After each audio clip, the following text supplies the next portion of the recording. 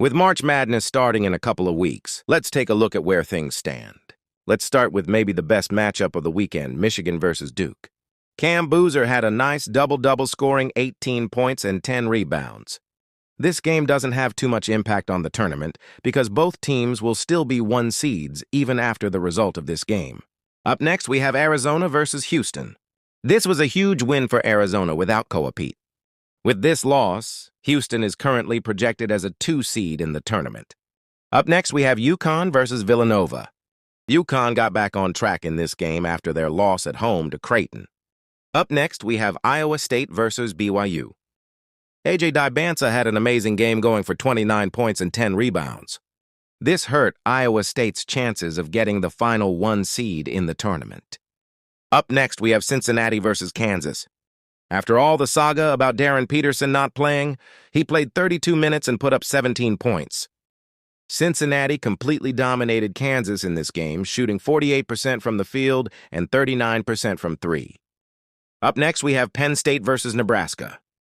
Price Sanford had a huge game, dropping 33 points and 9 rebounds. Up next, we have Illinois versus UCLA. For UCLA, this is a massive win that will help their tournament cause a lot, because they were on the bubble before this game. This loss almost locks Illinois out of being that final 1 seed. Up next, we have Pacific versus Gonzaga. I know Gonzaga's 27-2 record looks good, but it is because they have a very easy schedule because they play in a very weak conference. They are still looking at possibly a 4 seed in the tournament. Up next, we have Florida versus Ole Miss. The Gators are getting hot at the right time. They are on a 7-game winning streak and look like they could get a 2 seed in the tournament if they do well in the SEC tournament. Up next, we have Kansas State versus Texas Tech. After losing J.T. Toppin to an ACL tear and losing to Arizona State, Texas Tech bounced back, scoring 100 points. Donovan Atwell had a nice game, scoring 26 points and 6 threes. Up next, we have Miami versus Virginia. Miami led by as many as 11 points.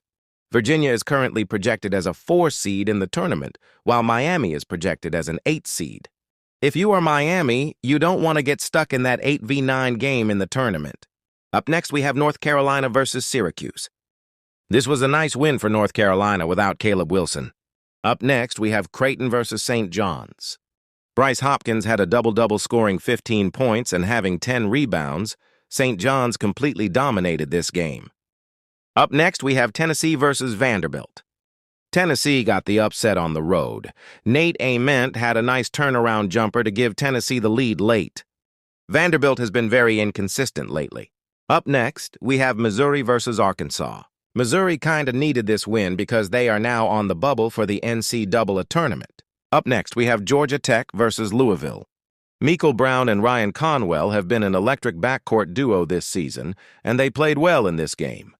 Up next, we have Alabama versus LSU. Alabama has been on a roll recently, winning 7 in a row, and their offense has been electric. This is an overview of where teams are projected to be seeded.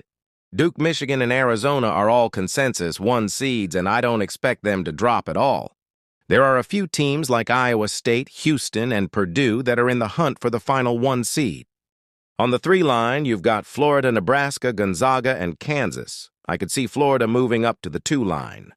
Michigan State has a big game versus Purdue tonight that could move them up to the 3 line if they win. I could see Alabama making a deep tournament run. They are getting hot right now. I could see Vanderbilt dropping to a 6 seed, honestly. The inconsistencies are what is holding them back. BYU and Louisville have been losing a lot lately. I could see both of them dropping to a 7 seed.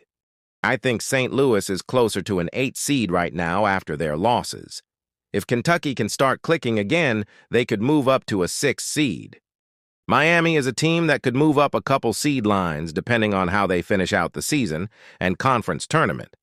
Expect them to make a sneaky run in the NCAA tournament. I think Clemson could be on the bubble soon based on how they have been playing recently. They had a horrible loss at home to Florida State. The 10 seed line consists of a lot of SEC teams. I know Auburn has a 15-13 record, but their analytics are really good and they have the #1 strength of schedule in the country with wins over St. John's and Florida. I would expect Indiana to be out of the tournament after their Quad 3 loss at home to Northwestern. Miami of Ohio is an interesting team. They are currently 28-0 and look like they are going to finish the season undefeated, but I believe they will have to win the MAC tournament to get into the NCAA tournament. If they lose in the MAC tournament championship, they will be 32 or 33-1.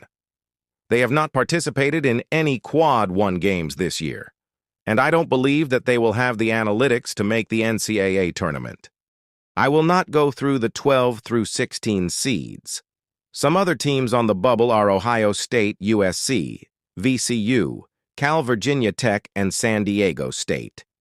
Ohio State currently does not have a Quad 1 win, and they need one to help boost their resume enough to make the tournament. That is going to do it for this video.